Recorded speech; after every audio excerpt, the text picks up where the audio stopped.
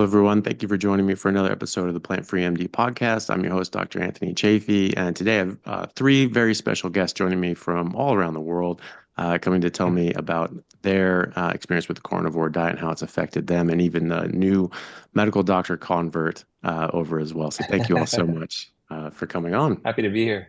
Yes, thank you so much for having us. We're so excited. Yeah, you're very welcome. Yes. Well, I suppose we could sort of start with whomever, but it would be great to hear a bit about yourselves and what you do, and what brought you to the carnivore diet. Well, I'll start. My name is Amber, and I work with Paige at the Yoga Joint. I'm the director of teachers there, and also work side by side with her. And we've been friends for a very long time, and she's the one that really kind of turned me carnivore, if you want to put it that way. I was a vegan vegetarian for over 20 years and thought I was like living a healthy lifestyle. I always had a very kind of strict diet and always very concerned with my health, my well-being, exercising, doing all the right things that I thought I was doing. And I always had issues with like my blood work coming back, where I wasn't absorbing nutrients like vitamin B and vitamin D and zinc and all of the phosphorus and things. And I never really felt amazing, but I thought that I was doing what I should be doing. So I just stuck with it and I pushed through. And then I ended up getting COVID in 2020 towards the end of the year. And I never got better after I got COVID. And I was just like, my body felt run down. It felt like it was shutting down. Nothing felt good. So I was with a TCM doctor and we were just running a lot of tests. And he was like, I was like, do I have long haul COVID? And wasn't sure what was happening. And he then ran an ANA test to see what was going on with if I had any kind of autoimmune. And it turned out I had Lyme's disease. And he said it was probably dormant in your body for all these years. And then it, sparked up when you got the COVID and your immune system was compromised. So then he just started treating the symptoms of Lyme, but he was like, there's really no cure for it. He slightly suggested that I make some changes to my diet, but I was not open for it whatsoever. And he was like, just try to eat a little bit of fish, maybe add in some ground beef. And I was like, I'm just going to stick with what I know and do, what I thought made me, feel the healthiest. So then I was like just going down. I had a lot of inflammation. I had a lot of joint pain. I was getting headaches. I was having issues with my eyesight and just not feeling good. No energy, no stamina, nothing. But I was still plugging through that vegetarian diet. And then Paige was like, sending me things like your stuff through Instagram and all these like podcasts and things to listen to. And I was just not having it.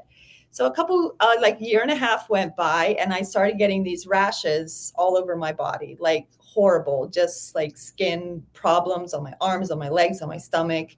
And I went back to my functional medicine doctor and he tested me again and was like, well, now you have markers for lupus. And he's like, that's what happens usually with autoimmune. Like you get one major virus, then a co-virus. And he's like, I'm telling you, just start adding in a little bit of animal products to your diet. So I started really slow with fish. So I would have lunch with Paige and I would eat a little salmon. And then I started to like feel better on those days when I was eating it. And so then when I met back with him, he was like, try the ground beef. He's very pro carnivore, very much, but he also knew, he didn't want to push anything on me. He knows better. People are ready to make the choice when they're ready to make the choice. Like you can't do that for him. But this one was still pushing all the articles, all the podcasts. So I was like, I'm just going to try it. I'm just going to do it for like a month and see how I feel, like go all in carnivore. Because I was at a tipping point where I just could not stand the way I felt. I didn't like the way I looked. I was feeling super frustrated. And so I started, and in 2 weeks, all my symptoms were gone. Like I did not even believe it. The skin rash I had been having off and on when I would have like an inflammatory response off and on for over a year. And it had gotten so bad. It was probably covering about 80% of my body.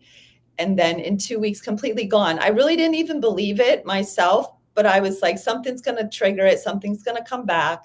And I've been now carnivore since July, and I haven't had any incidents since then. And actually have never felt better in my whole life, ever. So, amazing. I had a test recently about three months ago, blood work, another antibody test done. No markers for Lyme, no markers for lupus. Nice. Everything clear. Yeah, my cholesterol went way up, but oh well. It's probably good. It means you're going to live longer. It used to be very, Yeah. very low. I You're actually going to have have a a good brain function. yes, Yeah, exactly. exactly. Yeah. So yeah, it's been transformational for me on so many levels. So I tell everybody, my Yeah. husband's carnivore now. My Nice. oldest daughter is carnivore. Her husband is carnivore. Their 4-year-old is carnivore. So it's been like really a positive shift in my life, 100%. Yeah, nice. And it's interesting too, because I mean, you were sort of like a living example of the healthy user bias. You know, when you make these changes, you say, oh, I'm going to go plant-based, and then you're exercising, you're sleeping right, you're doing all these things that are good for you, and we associate that with people going plant-based, and now they're more healthy, but they're actually doing 50 other things that are really healthy for them as well. But eventually down the road, they can start manifesting these further health issues. And sometimes people mistake a plant-based diet for just eating a cleaner diet, just not eating junk food and exercising and things like that. But you saw yourself, even though you were being very healthy in all these other ways, that your health was suffering as a result of that. And it wasn't until you switched away that you actually saw improvements, you know, which can be very hard to do when you're sort of in that mindset that, well, what I'm doing is very, very healthy. It has to be. Everybody's saying it is. And I'm sure you would have seen improvements from eating junk food and sitting around on the couch. So obviously, you saw it yourself, you had improvements, but now the wheels are starting to come off as well. So, good for you for being brave enough to make that change. Yeah, definitely. Yeah, for sure. I have a similar story where I was vegan for 25 years and hardcore, never cheated once. I'm very like, when I put my mind to something, I do it. And back then I did it for spiritual reasons and for health reasons, and because I thought that I was doing right by the planet. Little did I know all the information that you put out, and Dr. Ken Berry and Sean Baker, about things with the planet. I was just like, I didn't realize that when you make an avocado farm, you're killing gophers and squirrels and birds and worms. And vegans don't talk about that at all. So all they're talking about is that you're killing the planet and that you're killing the cows and everything. So I was super brainwashed to think that this is the highest, best diet for me and for my loved ones and for the planet, and to reach whatever God you want to reach. So that was my reasonings, and I kept on it, and I was sick all the time. And never once in 25 years did I think maybe it's my diet. I was also super healthy. I didn't eat junk food at all. I never snacked. I didn't have because there's a lot of junk food in the vegan world. There's tons of like soy ice creams and cookies. I didn't really do that during my pregnancy, maybe a little bit, my pregnancies, but for the most part, I was super healthy, working out, doing yoga, meditating, lifting weights, doing all the things. And I always looked healthy on the outside, but I had so many problems, and I was married to a doctor. My poor husband, what he has gone through with my stomach issues alone. I don't want to get too TMI, but I had every stomach issue on the planet. My husband had to help me do enemas all the time. I couldn't go to the bathroom. And I just was always bloated.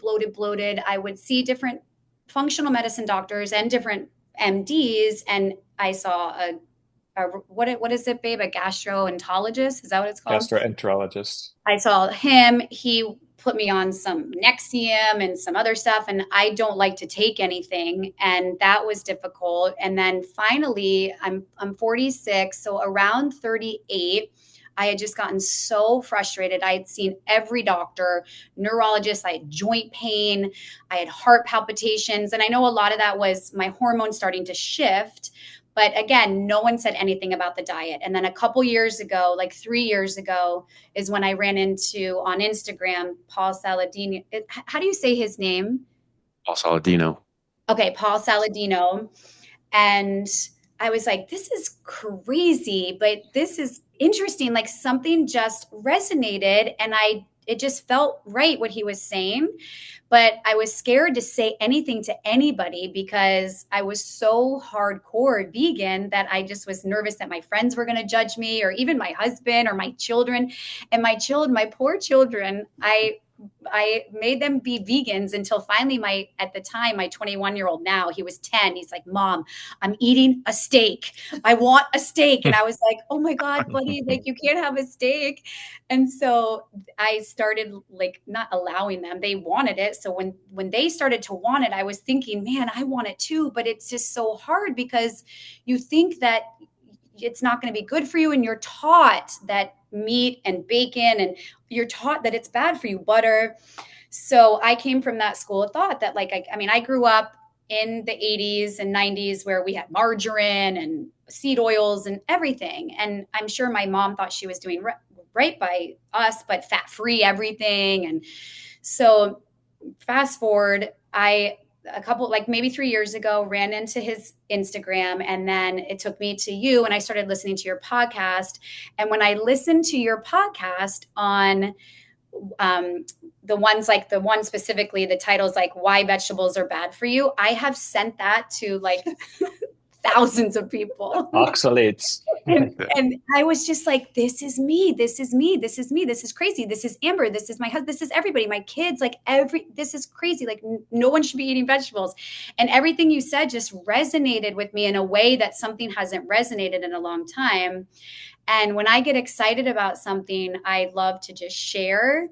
And it's interesting because it's gotten me in a little bit of trouble with some of my really good friends. I have two of my best girlfriends, and I'm sure they're going to listen to this, and I'm sure they're going to hear this, and I'm not sure how they're going to take this, but this is my story. They both have RA, and one of my best friends had to get her whole entire jaw replaced from RA. She's my age. She's 46 years old. She's young. She's beautiful. She has this beautiful husband and family, and she has this great life. And then my other best friend is a little bit older, but not much, early 50s, and she's really, really struggling. And so when I went on Paul Saladino's way with the fruit, it really helped a lot. But it wasn't until I was introduced to you that I was like, I just resonated with me to go strictly carnivore. I listened to, I think her name is Michaela, Jordan Peterson's daughter, and with the Lion diet. And I was like, this is me. Like I have had all these issues my whole life. Like I just cannot believe that I felt like I met my people. I was like, even though I don't know you guys, I was like, this is crazy. They all have the same issues I had: joint pain, like restlessness. I couldn't sleep, my heart, like all this stuff. It was terrible. And then as soon as I went strict carnivore, like you suggested, like really just take everything out, it was life-changing. I'm 46 years old and I'm super active. And I was like crippled. I was for sure I had RA. I was for sure I had all this stuff. I got all these tests done. My markers weren't showing that I had anything, but I started going to her doctor, the functional medicine guy. And he's like, look, any other MD is going to look at this and tell you you're fine. But I'm telling you, you are right on your way. So now it's been a straight year of carnivore. Everything has gone back. I a few times have been like, okay, let me try to introduce blueberries. And I feel like total, you know what, after I eat it. And you think like, oh, a blueberry, but it just, my body is just like, absolutely no. And now all my markers are great. I feel so good. I sleep through the night. My joint pain is gone, like gone. And I don't feel so heavy in my thoughts. That's been tremendous for me. The anxiety part of it helped my anxiety. And I also, like Amber, I didn't believe that it could be like this. Like when I heard everybody else, I'm like, there's no way, like they're not me. I've struggled my whole life with issues. Now I'm like regular in the bathroom, which I've never been in 46 years. I'm still working with the functional medicine doctor on a few things, just to get my biome like better. But one of the things I wanted to make sure I mentioned that was so cool that I think you'll find interesting, I recently did a DNA test, and it's called the DNA Company. And it shows on my DNA through my genetics that I should be on a low carb diet. And I always instinctually knew that, but everybody told me that I was going to wreak havoc on my body and my hormones. And at my age, you have to have carbs. And I kept saying, I just feel like crap when I eat carbs. Like something's not right. My sugars feel terrible. I'm like up and down. And everybody's like, oh, you'll figure it out. When I took them out, people were like, you're going to get sick. You're going to get sick. And I'm like, I don't think I'm going to get sick. I feel so much better. So I thought it was interesting that my genetics are showing that I should be eating this way too, which is really cool. So I'm just so grateful that you have your podcast and your Instagram, because it really, it changed my life. Now my kids are 18 and 21. They do more of like the Paul way. So they do the fruit and the veggies. They love it. My son, my 21-year-old, drinks bone broth every day. I'm like, never in my life what I thought.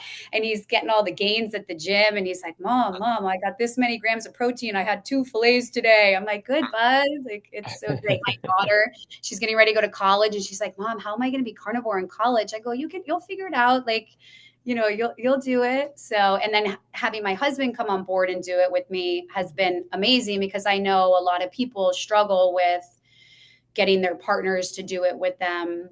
So I'm really lucky that I have so much support, my best friend, my husband, because I did catch some flack. It actually caused a little bit of a rift between one of my best friends and I, because of her RA, I was saying, you should do it. And she was like, no, I'm on medication. I'm managing my symptoms. I feel fine. And she doesn't know what I know. She doesn't listen to you. She doesn't listen to Sean Baker. She doesn't listen to Kim Berry. She doesn't listen to Courtney Luna. She doesn't listen to Steak and Butter Girl. She doesn't listen to all these people that have had these crazy stories of people exactly like her that have cured their RA from carnivore. Like, but like Amber said in the beginning, like you can't push people, and it's you can just use your voice like you do and like we do now. And so it's been a cool journey. Hey guys, just want to take a second to thank our sponsor, the Carnivore Bar. I don't promote many products because honestly, all you need to be healthy is to just eat meat. For those times that you're out hiking, road tripping, or stuck at work and you want a nutritious snack that is just meat, fat, and salt if you want it, the Carnivore Bar is a great option. So I like this product not because it's just pure meat, but also because I want the carnivore market to thrive as well. And the more we support meat-only products, the more meat-only products there will be available in the mainstream. So if this sounds like something you'd like to get behind, check it out using my discount code Anthony to get 10% off, which also applies to subscriptions, giving you 25% off total. All right, thanks guys. That is really cool. And it's funny too, because everyone says that if you go carnivore, you're going to get horribly constipated because you're not going to have fiber. You were eating nothing but fiber, and that was the worst thing you could do. The worst.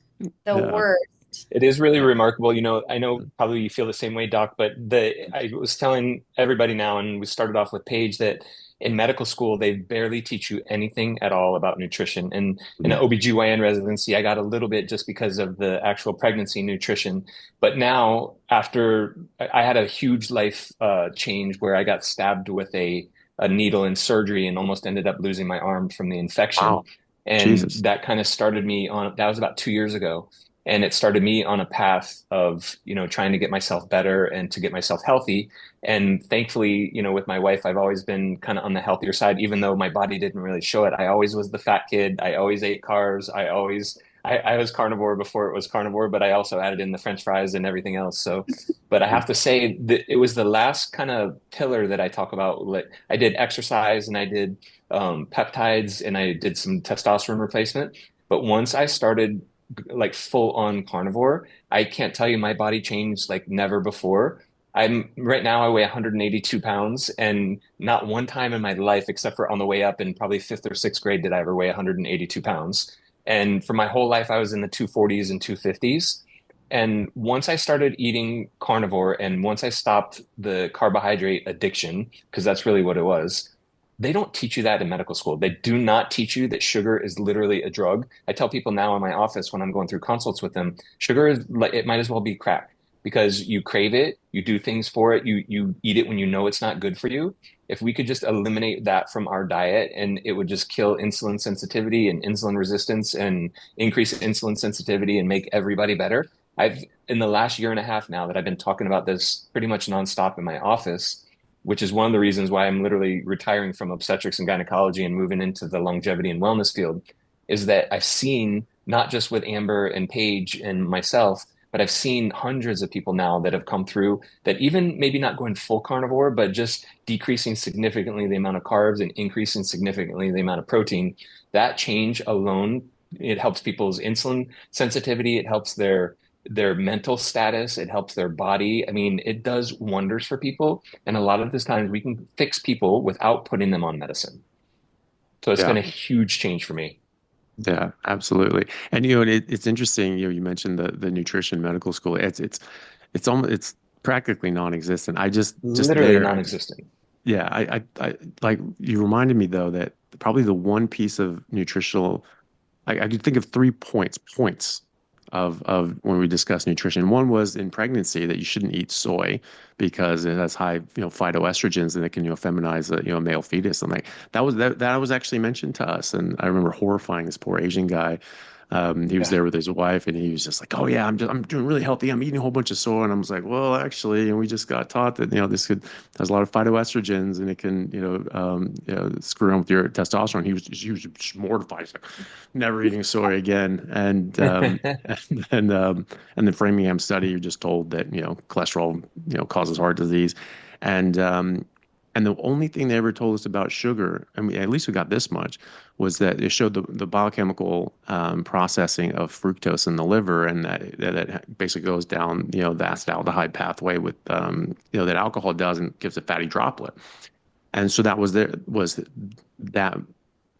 professor's point was that saying, well, fructose is just is still going back to fat being bad. It was a very fatty carbohydrate, so it turns into fat, and then fat causes problem because fat's the root of all evil. That was it. So it's 3 points, and that was it. But it's great to see you know you coming around to this, and just clinicians in general seeing this, because I mean there actually is a lot of evidence there. It's just not spoon fed to us. We're not taught this in medical school. We're not taught this in residency.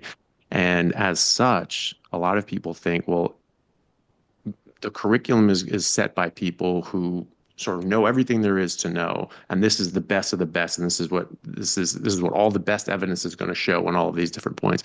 We don't really realize that it's nothing close to that. It's No, and I was trying to tell them, and I've also kind of relayed this to patients now when I see them, is that before COVID was my big turning point. I always believed that the reps kind of told us the truth, that in residency, we just, those guys came before us and they taught us the right way, not mm, realizing that now I know, because I think actually one of your podcasts was when I heard this, was that, talking about the residency programs are all subsidized by the pharmaceutical companies. So it's like you might be making $40,000 as a resident, but the hospital's making $40,000 from the pharmaceutical company just to pay you for your residency. And then once you get out, the pharmaceutical reps, all they're doing is pushing whatever they're telling them to push. And I always just kind of believed it and took it with a grain of salt, maybe read one or two of the articles that they gave us, and then started suggesting it to my patients. But now I read everything. And it's shocking. When you read everything, it's shocking what you can actually see. And mhm. now I'm like, whoa, whoa, whoa, whoa, get off that. Let's get you off that. Let's figure out every single time that I've talked to a friend of mine, especially my cardiology friends, when I tell him what I'm doing, my cardiologist literally, he's one of my neighbors.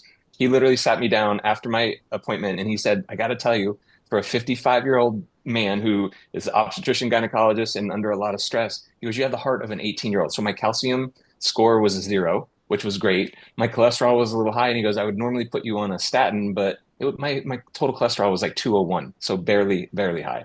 And he keeps calling me because he really wants to get me onto a statin. I said, it's not going to happen.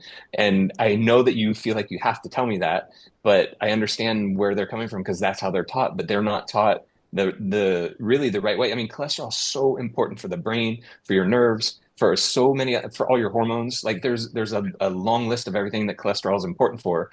And to give a statin for a number, you have to, I saw one study that said you have to treat 300 people with a statin just to get one patient with the benefit of it. That's 299 people that you're not getting a benefit for. Yeah.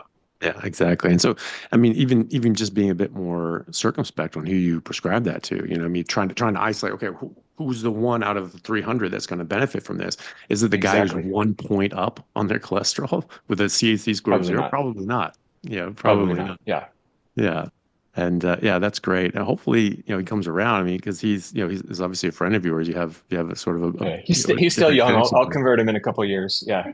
Yeah, well, exactly. Because I mean, if he's seeing you and he's looking at your heart and you're doing the polar opposite of what he was taught Yeah. He told was me it good for literally you. didn't make sense what he saw.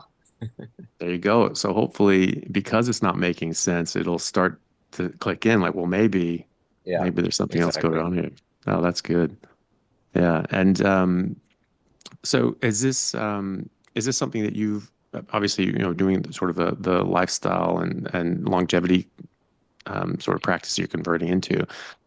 You can certainly incorporate these sorts of things in there, but is that something that you've started incorporating into your practice now? Absolutely. Yes. So, I do tell people because I really believe it's not that the strict carnivore is not really for everybody. However, I think that there may be a time where it might be good for everybody and it's worth a try. I definitely ask them to increase their protein because every single patient that I see across the board is deficient in protein. Mm. There's nobody that's there. Most of them, if it's a 130-pound woman, I want her having 130 grams of protein. They're usually 40 or 50 when I tell them to really just count it for the week and see where you're at. Most of them are at 50 to 60 grams. So I try to get them to be mostly protein and decrease the carbohydrates as much as they possibly can. And I tell you, once they do it for a week to 10 days, almost all of them just keep doing it because they get such benefit. And I tell them, try it for 10 days and see what's wrong, see how it goes. And if you don't believe me, then just, the proof is in the pudding. You'll see what it does for you. Mhm. Yeah, the protein one is so underrated because it's when you look at the statistics, I forget the exact statistics, but if you look broadly and you look at the U.S. or certainly developing countries, things like that, they'll see is just like, well, like 66%, 70% of people are reaching this agreed upon sort of protein threshold for the day, but that they're not realizing that protein threshold is a minimum. It's the minimum. Minimum. Yeah. I Yeah. was horrified to see that 70% of the American diet is made up of carbohydrates. Mm, And that is insane. That's yeah. insane. And whereas, and one of the other things that I'm so happy about this, and it's kind of lit me up as I told you, I'm 55. It's been, almost 30 years since I was in medical school, but it's like I'm learning new things and going back and learning things that I've read before. And now in this light, it kind of has a whole different meaning and a whole different picture. And it's like you don't realize how good ketones are for your brain. Your brain prefers ketones to glucose. Yet we have so many people running around with such high glucose levels and building up insulin sensitivity, but your brain actually prefers ketones like on a 5 to 1. If you had more ketones, you have less Alzheimer's disease, you have less neurological disease, you have less dementia, less anything that goes with the nerves. And it prefers the ketones, and your body really can run for long periods of time on ketones. Yeah, absolutely. And it's interesting. Yeah, going back, I love going back and reading some of these papers. I mean, I found a JAMA article from 1956 basically excoriating the whole cholesterol heart hypothesis. It said like, well, basically now in medicine, it's generally accepted that cholesterol causes heart disease, but this is based on really faulty studies and really bad science. They just went through and just point by point by point, study by study, just tearing these things apart. And we forget that this was hotly argued and debated for decades until finally the USDA just declared that cholesterol causes heart disease. And then going back again, JAMA published actual internal memos from the sugar companies back in the 60s. So they published this in 2016. But it showed that they were paying off professors and doctors from all over the place, Harvard and elsewhere, to push this narrative. Yeah, and that was one of the big studies that came out when I heard it. I was like, what? Yeah, Like those yeah. guys, three doctors took the equivalent of like $53,000 each to say that it was not sugar's fault and that it was cholesterol's fault. I heard Mm-hmm. that on the Joe Rogan podcast and that blew my mind, but I went back and read it and it was true. Yeah, And yeah, now you're just like, what? Yeah, it yeah, doesn't make any sense. Yeah. yeah. No, it's crazy. And I actually came across another one. I was researching something because I'm sort of doing a a lecture for a medical conference next month, and it's basically titled "Rethinking Autoimmunity." And I'm arguing that it's not actually autoimmunity at all. It's not your body attacking itself, that your body's attacking, that your body's being attacked by things like lectins or glyphosate, some sort of chemical compound from a plant or somewhere else, and that your body's doing exactly what it's supposed to do, and it's defending you against that. But because these things are stuck to your thyroid, they're stuck to your joints, you're getting collateral damage. And I think that that's right, and it certainly fits with the phenomena, especially when you remove these things and the problem goes away, even though you still have elevated circulating antibodies. And I found a paper from a Dr. Freed in 1991, basically doing his whole argument right back then in 1991, detailing, going through all these different autoimmune issues, Hashimoto's, MS, etc., saying that the idea that the body is attacking itself, would have to satisfy, these criteria, but they don't. We can see that in these sorts of ways. So the evidence is actually against this being the body attacking itself. However, all of these criteria are all satisfied by the known damage and consequences that lectins, the plant lectins, cause in our body. That was sort of a new science back then. And so he was arguing that these diseases were likely caused by lectins. And then when you go back even further, like to Dr. Salisbury in the 1800s, where he was curing people with rheumatoid arthritis, Crohn's, ulcerative colitis, et cetera, other autoimmune issues, by putting them on just a pure beef and water diet. And, that you start to, and he again argued that this is being brought about by the food. The food is causing some sort of toxic compound or reaction in the body, and you're getting sick as a result of that. And this is, it's not that you have a disease, so it's like you're getting lead poisoning. Lead poisoning has very specific manifestations and end organ damage that you can quantify and define. And for a long time, we didn't know that it was from lead. People were just getting sick in a particular way. And then centuries on, they said, oh, actually, this is from exposure to this metal. That's how strange is that? I think we're doing that same thing now. We're sort of having this lead exposure. We don't realize that it's lead. We don't realize it's the plants. And this is just a consequence. This isn't a disease. This is just the known consequence of consuming these products. I think it's really interesting. I was telling Paige that one of the first questions that I ask everybody now when I see them, for my whole career, I've been seeing women their age from, 38 to 53 with all these complaints and complications and things happening in their life. And I used to kind of just say, well, what's happening? Tell me. Now my first question is, tell me about your diet. What do you eat? The first question. And they all say the same thing. They're all high in carbohydrate, low in protein, and they think they're doing right by doing the vegan diet. And it's just it's not necessarily the right thing. And I feel like, it's such a good thing that we're talking about it to kind of get it out there now. Yeah, definitely. And certainly from a fertility point of view, I mean, that's got to have huge ramifications. Fertility rates are lower than they've ever been. Have you been able to get improvements in people's hormones and fertility by changing their diet? Yeah, for sure. PCOS is one of the big things, and with PCOS, even you get better ovulation. And we are seeing people that when they change their diets, they literally just get onto a normal hormone cycle, and then they're able to get pregnant a lot faster. Yeah, it really is remarkable. Which definitely makes sense. I mean, it's so funny, Paige, you were saying earlier that, someone's saying, it's like, oh, if you get rid of carbohydrates, you're going to destroy your hormones. It's just like, it's literally the opposite, because insulin blocks estrogen production in women, and blocks the conversion of testosterone into estrogen in women. So you get too much testosterone, not enough estrogen. And, that's PCOS in a nutshell. And so, yeah, it's very funny when people make these claims. It's really, so, you being a doctor, I'm sure you've come across this as ironic as well. But anytime you go carnivore, you do something outside the norm, like everybody and their plumber is now an expert. They're just a world-renowned cardiologist. It's just like, you're going to kill yourself. You're going to get heart disease. It's quite funny. I'm sure you've experienced that as well. All the time. Yeah, all the time. Yep. I have a question for you. I know this is not me interviewing you, but I have a question. So I'm curious how, when my friends that have and I've never asked my husband this question either, but the friends of mine that have it's in their family. So it's genetic, or it's their predisposition to have heart disease.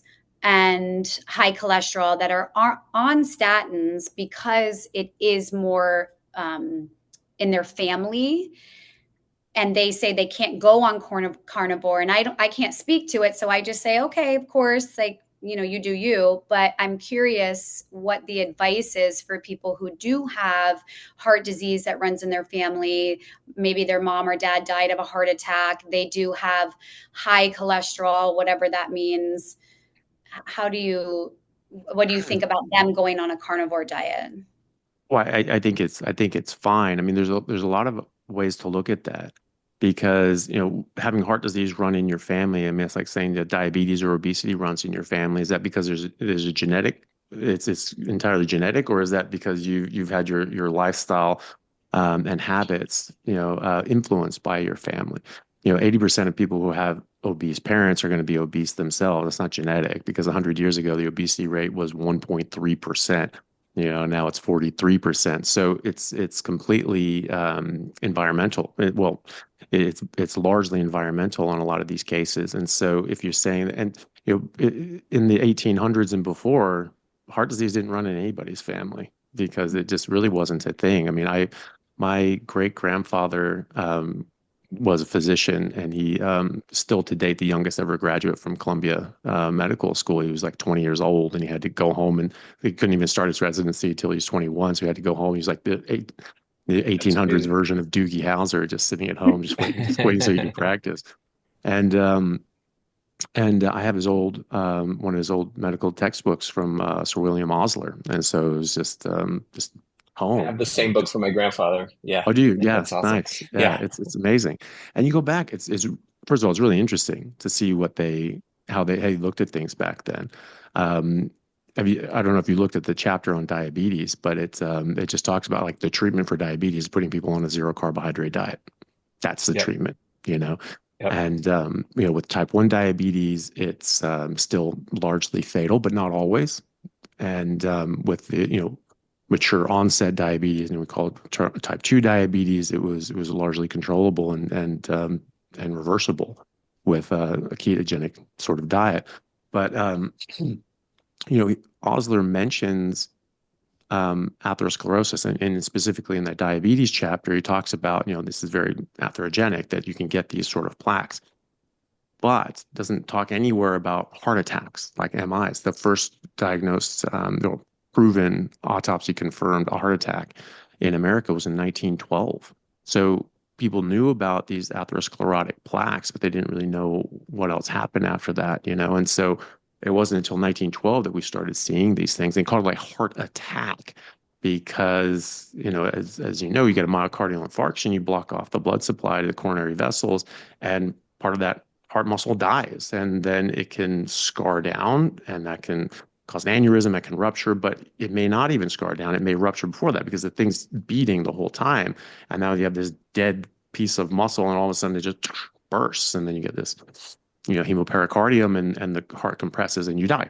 And you can die from an arrhythmia as well. But this guy in the 1912, I can't remember his name, but he said it was like a heart attack. It looked like someone had reached inside the chest and ripped open the heart. It was a dramatic sign. And people thought that it was just ridiculous. So the first time that had been described in the literature. And atherosclerosis had been described previously, so they could see this. And people smoked, people drank, people, had those sorts of influences. But it wasn't until the 20th century that we saw this massive, massive, massive increase. And we were eating more meat in the 1800s, throughout the entire century of the 1800s, than we were in the 1910s, 20s, and 30s, when this became the number one killer in America.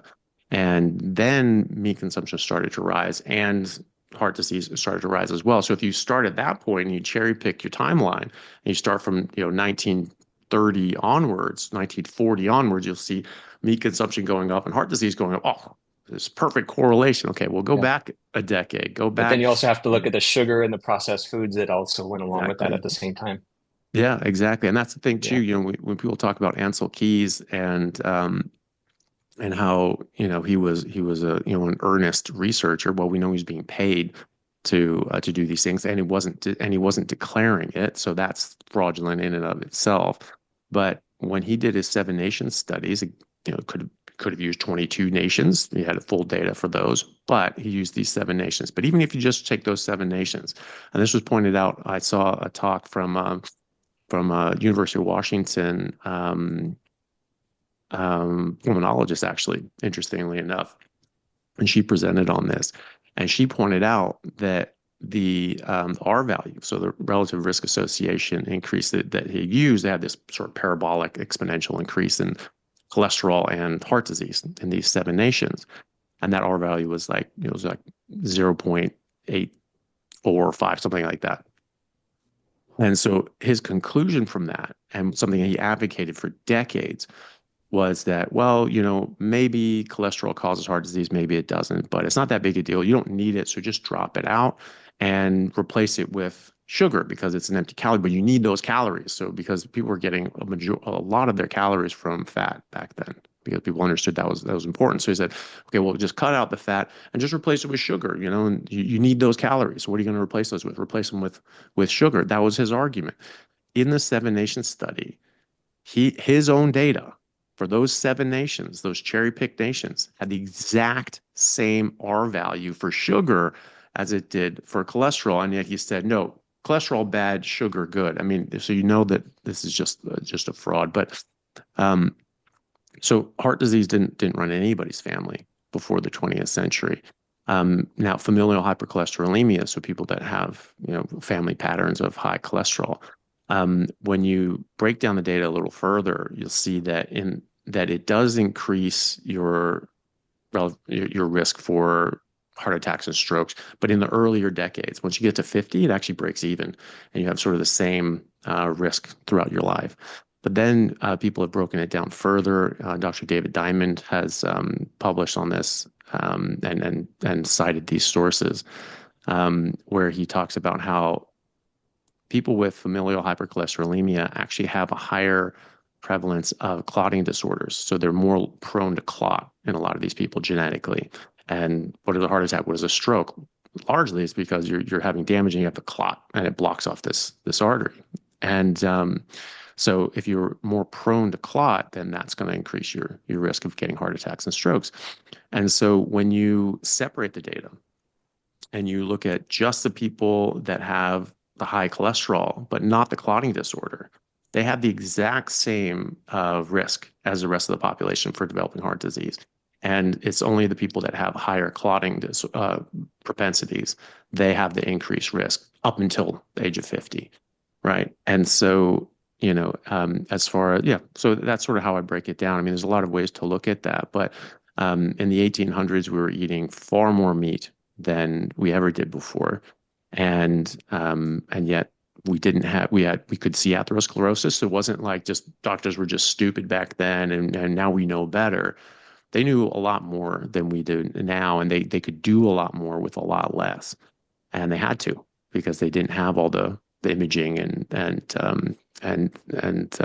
knowledge that sort of we sort of standing on the shoulders of giants to see further, So that's how I think now it's becoming a little more nuanced with even just it's not so much the total cholesterol that they're always worried about. You can break it apart into the smaller pieces of like you're interested in looking at the ApoB level and the lipoprotein little a and those things, because it's when those things are there and you get the oxidative damage in the vessel wall, a lot of the cholesterol is actually protective and helps smooth out the inside lining of the vessels.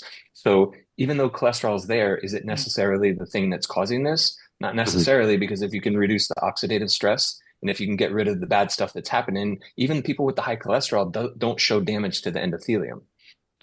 Yeah, and even just being ketogenic can help that as well, because when you're metabolizing carbohydrates in your mitochondria, that actually produces free radicals, and you can actually increase your oxidative stress. And so now you're going ketogenic as a cleaner fuel for your mitochondria to burn, and you're having less oxidative stress and damage, and you have less glycation. You have lower blood sugar levels. If you have higher blood sugar levels, those glucose molecules physically fuse to other molecules and damage them. And so HbA1c is the glycation end product, the advanced glycation end product of hemoglobin. And so we use that as a surrogate for the overall damage that's happening to your body. So, and then another thing that I mean, which actually was, I don't think they mentioned it in medical school, but I came across it in medical school, was high homocysteine. Homocysteine is known to damage the artery lining, Yep. and things like B12, which only come from meat, help metabolize that and lower homocysteine Yeah. levels The down. methylated B vitamins. Yeah. Exactly. Yeah. And so, as you mentioned, 70% of the calories that people consume in America are carbohydrate based. And if you sort of, go a bit further from that, you see about 80% of the calories are plant based. And a lot of those are processed plants, but it's Yep. plants nonetheless. And plants don't have B12. They can have some Right. folate, but they're not going to have B12. And so most people are going to be severely deficient in B12. And there's a Dr. Ankur Verma who's an emergency physician in India, one of these big, massive hospitals in India. So you have tons and tons of people coming in, but they're all vegetarian, and so they're eating 3 kilos of meat per person per year is the average in India right now. So Wow. it's largely vegetarian, vegan diet people, traditional vegetarian Indian diet. But they have some of the highest heart disease rates in the world. They have some of the highest diabetes rates in the world. There's a study published in the Lancet in 2018 that found in urban and rural areas in India, at least in that study, they found a 25% type 2 diabetes rates, massive. And in America, it's only 9%, right? So, Wow. you can't really blame that on meat. And you're not going to, and I mean, the whole push now is just like all the dyes and things. Like, I agree, like red dye 40, these sorts of things, they're bad. But, there's other things that can It's not cause a huge everything. Yeah. problem too. Yeah, exactly. So, and he's found, so they're doing a big study now.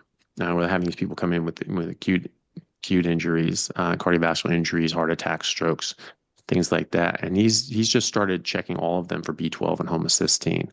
And he's found that they have, I mean, so like for US numbers, like you use picograms per milliliter, and the reference range can be like 200 to 900, 1,000, something like that. But Oxford University published a study in 2008 that showed that if you had under, and I'm converting it from picomoles per liter, so forgive me if it's a little bit off, but from roughly 700 picograms per milliliter down, that after 5 years on MRI, annual MRIs, that their brains actually shrank by 2.5% volume. It's actually causing brain damage in their brain to shrink. And under, what would it be, sort of 450, 500, that their brains actually shrank by over 5%. So, Wow. from 200 upwards, that's still such a critical deficiency in B12 that you're getting brain damage. And obviously, the people's homocysteine is going to be off from that as well. So in India, it's even worse. And so their B12 numbers were in the double digits. So they were under 100 in a lot of these Wow. cases. So they weren't even, at 200. They were below 100 in a lot of these cases. And you want your homocysteine quite low. For their units, their reference rate just say below 15, but different studies will show actually below 7 is where you want to be. Yeah. Want to be below 7. Yeah, and but they're having homocysteines of 40, 50, over 100. One guy had he was like a 21-year-old guy who came in with a heart attack, STEMI heart attack at 21 years old. His B12 Wow. was 40 and his homocysteine was Wow. 220, right? Wow. So it was just insane. And so I don't he's know what I would finding do this. if I saw that number. Yeah. It's insane. And like I was looking at it, I was like, are they using different units like in India? I'm like, no, it's the same. It's the same stuff. But yeah, but I mean, and so he's seeing people in their 20s having heart attacks and strokes. He had a kid who was That's crazy. 17 years old, came in with a STEMI heart attack, you Wow. know, and it was just insane, just insane. And so, the Not meat's 17-year-old fault. kid, yeah, exactly. And he was a vegetarian, he's a vegetarian with Wow. with minuscule B12 and rampant homocysteine, normal cholesterol. And now this kid's got stents. He's a 17-year-old kid. He's going to be on Jeez. antiplatelets for the rest of his life. So Wow. it's pretty shocking what's going on. Why do It's you amazing think, what food can do to your body. Yeah, yeah, exactly. why do you think that they're so hesitant, whoever they are, so hesitant to push high protein or ketogenic or carnivore or low carb diet? Like, why is Well, it So Yeah. I have an answer for that.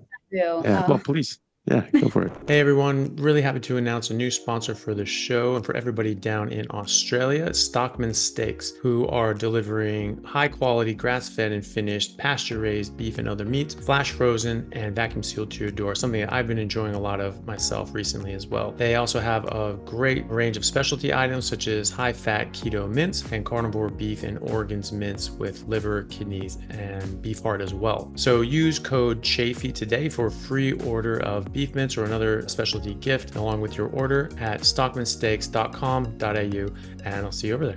Thanks, guys. Unfortunately, no, well, she knows what I'm going to say already. I really think there's a financial responsibility of the people that are running these companies and running the pharmaceutical companies. Unfortunately, they have literally a responsibility to their shareholders to make more money. So whatever they can do to make more money, doing all these things that we talk about definitely makes them have less money, because as people get healthier, they come off the cholesterol medicines, they come off the diabetes medicine, they come off the seizure medicines, they come off the antidepressant medicines. A lot of times they can come off their hormones. All these things are money that every time you see someone coming off of a medication, that's less money that those people are getting. I don't know if you feel the same way, Doc, but I've been a 100%. little bit jaded since the whole COVID fiasco. Yeah, well, I mean, it's yeah, you get to a certain point and you just have to develop a healthy level of cynicism. You just have to realize that there's just some junk people out there that are really only interested in themselves and not realizing that when you help your fellow man and you help your society and your community, that it actually brings everybody up. A rising tide raises all ships, and so, but they're trying to just I mean, in the whole sort of old paradigm of some sort of oppressive situation where people are trying to get wealthy off the backs by exploiting other people. Like that's actually happening in these sort of scenarios. And so there are people like that. There are people that will do that and are willing to do that. And these are the people that are funding medical school programs and residency programs, and they fund the conferences. All the major conferences and things like that are sponsored by Nestle and Coca-Cola and Pepsi and Absolutely. Pfizer and Merck and all that sort of stuff.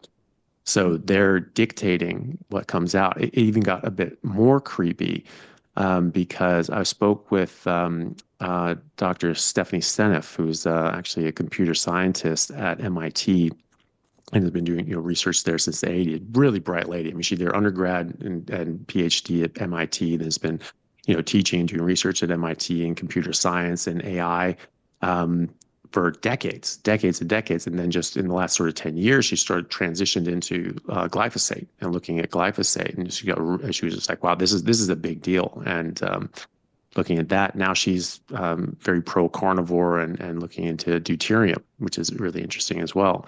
And but what is deuterium? Deuterium is heavy hydrogen, so it's a hydrogen molecule. Doctors, it's just like for the layman people, please. Yeah. So it's so hydrogen is just a proton, typically proton with an electron, but then deuterium is a proton with an electron and a neutron. So and a neutron and a proton are essentially the same weight, and so it has the same charge, it has the same chemical. Well, it has mostly the same chemical properties as just normal hydrogen, except it's twice the size, twice the weight. So it actually does have different, steric interactions. So it works differently inside your body, and when you get too much deuterium, it can damage the little proton motors on your mitochondria, for one thing, and you can start damaging your mitochondria. Once you reach a threshold of deuterium in your cell, the cell will actually trigger mitosis and tell it to split and start splitting. So that's one of the things that when you see people with cancer, they typically have quite elevated levels of deuterium, and that's could also send that go trigger split signal. And also they've damaged all the mitochondria. So now the mitochondria aren't there to police the action of mitosis and stop that from happening when it's not supposed to, when it's inappropriate. You get unregulated cell growth, which is cancer or a tumor. And so she's looking at that. And it's very interesting, and it's getting into the quantum biology sort of level of cancer and metabolism. And so it's very, very interesting sort of things. Her and Laszlo Boros are working together. He was a professor of medicine at UCLA, had a biochemistry lab there for years and years and years. And he got turned on to deuterium from a guy named Gabor Somlai, who's a PhD out of Hungary. And basically, he hired Laszlo out to do some research on deuterium because he thought this was really a really important field of research. Laszlo was just like, wow, it probably doesn't sound like anything, but for that sort of thing, it'd be $25,000 per cell line. They're like, yeah, we'll take three. He's like, all right, these guys are serious. Fine, okay, yeah, I'll do it. And then from his own experiments, he was convinced that there was something huge there, and he like just completely changed his entire research to just studying deuterium. And Dr. Seneff actually did the same thing. She changed everything. Now she's just doing everything on deuterium because she thinks it's such a big deal and so consequential. And she was telling me that when she was doing things with glyphosate, powers that be that make billions and billions and billions from glyphosate and the subsequent products that they actually can control and manipulate what gets into the scientific literature because they're like the major sponsors of the Lancet and the New England Journal of Medicine and everything. And as such, it's just like in the news media and when they have, Pfizer and all these things like that, you see these commercials in America and that's, yes, to advertise their drug, but really what it's to do is that if they buy up 25% of their ad space and they're their major ad sponsor, there's not a chance in hell that they're ever going to run a news story against Pfizer, you know? Right. That was one And of the other huge things that was my tipping point for doing what I'm doing is that learning that the same, BlackRock and State Street and Vanguard mhm, Capital are the same ones that own the processed food companies. They also own the pharmaceutical companies yeah, that you use after you have the processed food. And then they own the hospitals that after the pharmaceuticals don't work, then you have to go to the hospitals. And they also own the funeral homes and the media companies. So you're never going to hear about it. So the no, same people yeah, own all the things. Yeah. Wow. You only hear yeah, about it on exactly. X.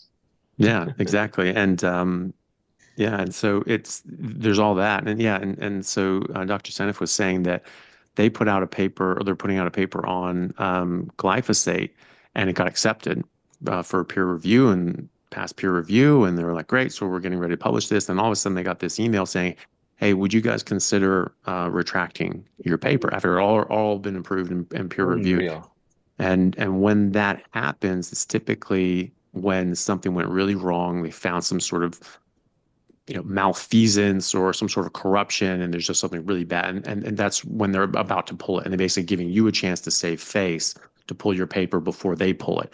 And if they're going to pull it after all that process, it's a really big black mark on your career and it can destroy your career. I mean, you may not ever be able to publish again because people assume that there's some sort of academic malfeasance involved.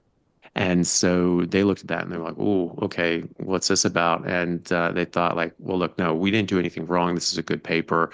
We're going to stick to it." And they say, "No, thank you. We don't want to withdraw it." And so they sent that off, and they didn't know what was going to happen. A couple of days later, they just got an email saying, "Hey, don't worry about it. Everything's fine. We'll be publishing the paper, on this journal date. Don't worry about it." And then independently, seemingly the next week, that paper made a statement, a general statement to the public saying, "We will not have our we will not be told which papers to publish by our sponsors. We're not going to be doing that. We're going to publish the papers that we think are appropriate, and we're not going to be sort of manipulated by our sponsors and things like that." So it was basically someone had put pressure on them to not publish this, and so that's going to happen as well. There was a Dr. Gary Fettke Crazy. down in Tasmania. He's an orthopedic surgeon down there, and he got into a lot of trouble with the medical board in Australia because they were saying he was putting out this dangerous sort of what basically they were saying he wasn't allowed to give advice on diet. Which was like, of course you can. That should be the first thing that you do. I mean, people are doing it all the time, saying you should stop eating meat, you should lower your cholesterol, you should stop eating Yeah. fat. So that's dietary advice. So why can't someone give different dietary advice? But they came after him, and they ended up suing different cereal companies and for different meetings and things like that. And they found that some of the cereal companies in Australia actually had a meeting, and they said specifically that this damn ketogenic diet movement is killing their cereal sales, and that they need to shut it down, and they need to discredit these doctors and get their It's licenses remarkable. taken away so that they can discredit them and see, oh, this is just a quack. That's what I say about Dr. Bay. Oh, he's just a quack. He lost his medical life. No, he didn't actually. He stopped. He started helping people without needing surgery, like a real doctor does. And his group tried to bounce him to get him out of there so they could just start making more money, so the hospital could start making more money. Crazy. And instead of just talking to him about it, they tried to, attack his medical license, just sort of bounce him to the side. And while he was dealing with that, they could go and start, doing all these unnecessary surgeries on people and making money. And, he beat that rap. His license was never taken away. It was suspended pending review, and it was reviewed. And he said, yeah, you didn't do anything wrong. And so, but now people use that as, oh, he's just a discredited doctor and blah, blah, blah. So that's what they do. And so they tried to do that with Gary Fettke as well and get his license taken away. And they said that in that meeting, they said, we need to discredit these people. We need to get their license taken away. And they mentioned Gary Fettke by name. We need to get his license pulled. And then wouldn't you know, the head of the Australian Dietetics Association, whose major sponsors are Sanitarium Foods, which are the major cereal producers in Australia, owned by the Seventh-day Adventist Church, who are religiously anti-meat. They are the number one sponsors for the ADA. Wow. All of a sudden, the head of the ADA calls the head of Gary's hospital and said, you need to shut this guy up. You need to shut him down. And they got one of the nutritionists at the hospital to put in a formal complaint against his medical license, saying that he's giving dietary advice and he's not a dietitian. And they went after him for years and years, and it went all the way up to the highest level. And it was finally decided in their favor, in his favor, that of course you can give nutritional advice, and it's helping.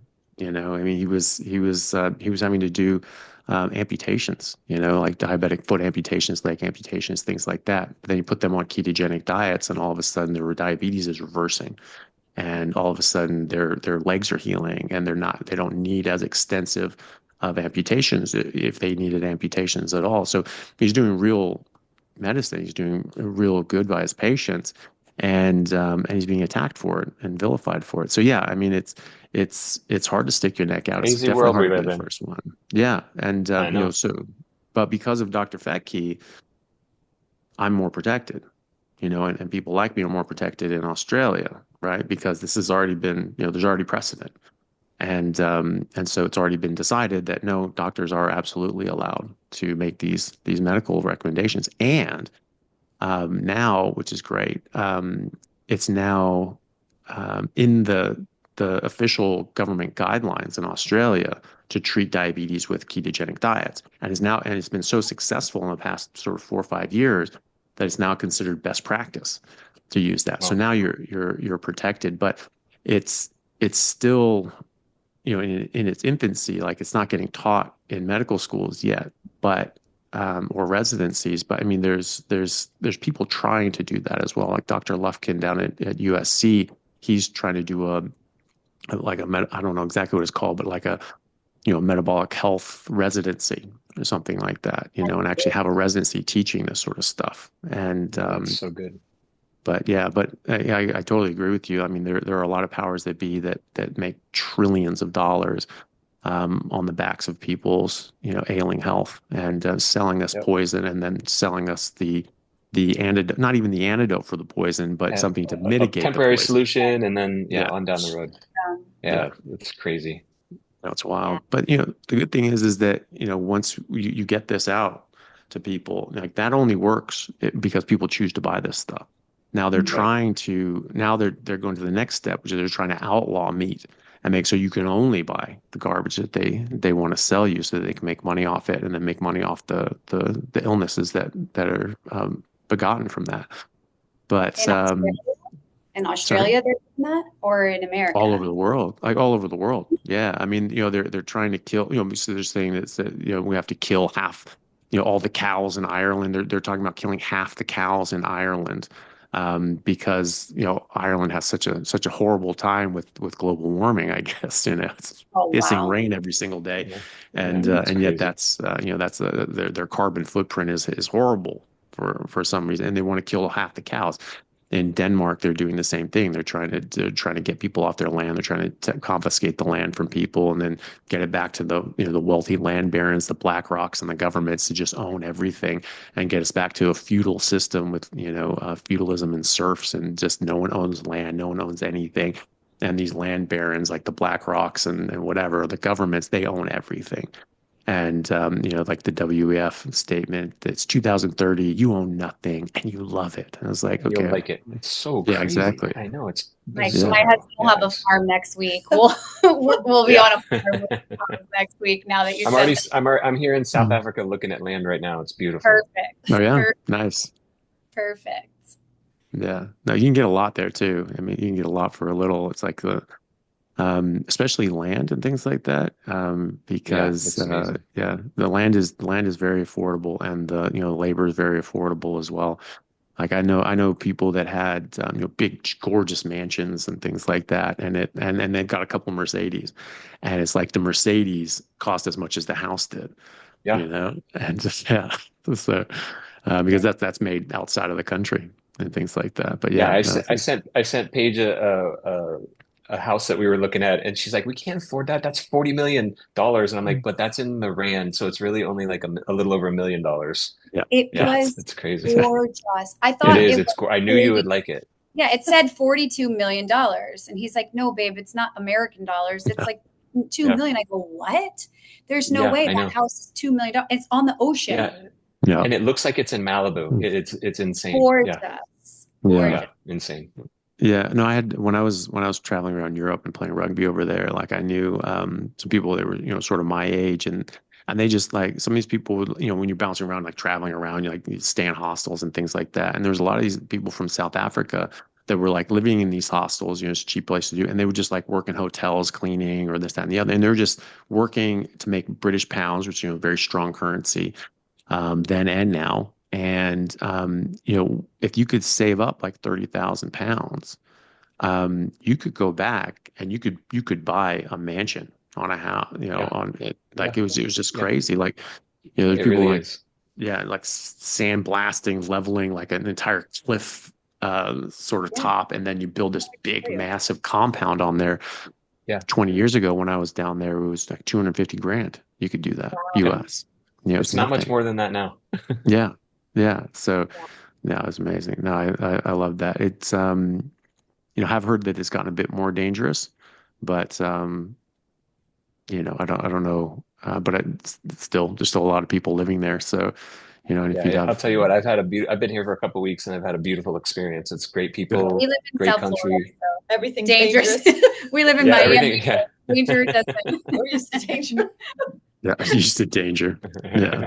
That's We thrive on awesome. danger. Yeah, Yeah. exactly. Yeah. Well, I was going to ask you guys as well. You sort of mentioned some of the improvements you've had and how you transitioned, but what are you guys seeing now? What are some of the improvements that you're seeing now? What's like a contrast before and after, and what has that continued to get better and better, or are we looking at the sort of the vegan thing where it's better at first and then you're starting to tank? For me, it's getting better and better. One of the biggest things that I've noticed is my skin.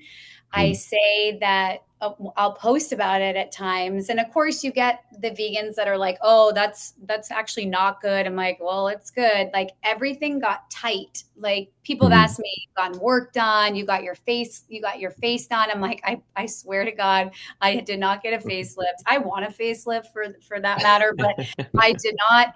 My skin is like seal skin. It's like tight. And but in my late 30s and early 40s, I would be in yoga and I'd be in a down dog and my thighs were like crepey, and that is gone. And my like it through here that there's no crepiness. And that alone, I'm like, okay, ladies, like for that alone, for vanity reasons, like your skin becomes totally different. I do Botox, and I didn't get Botox for like a year, and I didn't even need it. I was like, this is wild. So the skin was a huge difference for me, and the body composition, the muscle tone that I just tried and tried and tried to get before, I could not build muscle. And then we just recently got another vegan friend who was adamant, I'm not doing it, but she goes to the gym with us, and she goes to yoga with us, and she walks with us, and she just goes like, guys, I'm never going to do what you do. Like, I know you're a vegan and I know you're now. Well, we've converted her, and she's like, I cannot believe how I feel. My muscle definition. She couldn't pick up 5 pounds and do bicep curls. Now she's doing 15, 20 pounds. And she's texting me, oh my God, Paige, I had a ribeye last night. I'm doing 20 pound reps, and I'm talking about Alexis, babe. And she's just in shock because she's only been doing it for like 2 months. So in 2 months, she's like, and then Lorena, another vegan friend who they go from vegan one day to carnivore one day. So that's also interesting because they're just like, I'm just going to try it. I'm just going to go all in, and they see results so quickly. So that's been my experience. The skin has been one of the biggest thing, and the muscle tone. Yeah, for me, it's been like energetic 100%. I've never had this much energy in my life. I've never slept this well. I've just never have really felt this good. And but it's continuing. I haven't plateaued. I just see the benefits every day. And I feel like even though we're getting older, we're getting stronger. Yeah, I was just going to say, it's like she just turned 50 and she's not on any sort of HRT. And most women at 50 would be plummeting at this stage.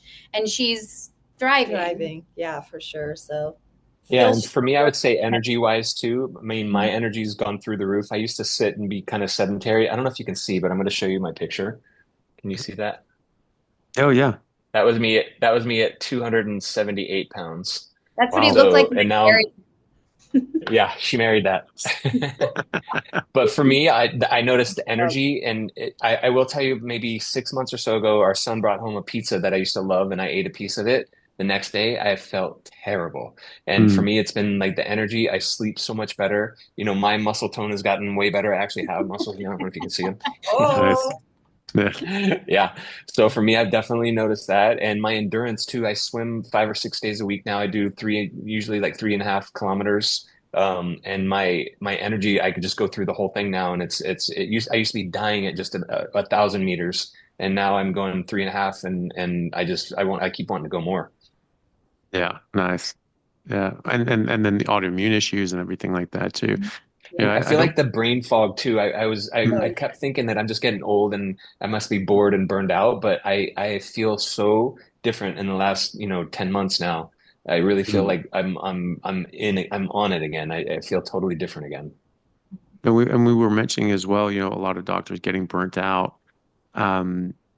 It's just watching their patients get, despite their best efforts, just get worse and worse and worse, and finally succumb to these chronic diseases. And then all of a sudden they start getting to a point, they start getting these diseases, they start getting their diabetes and high blood pressure, and they're just like, what the hell is going on? And it's just, and people quit. And they're just like, I don't want to do this anymore. This isn't, I'm not helping anybody.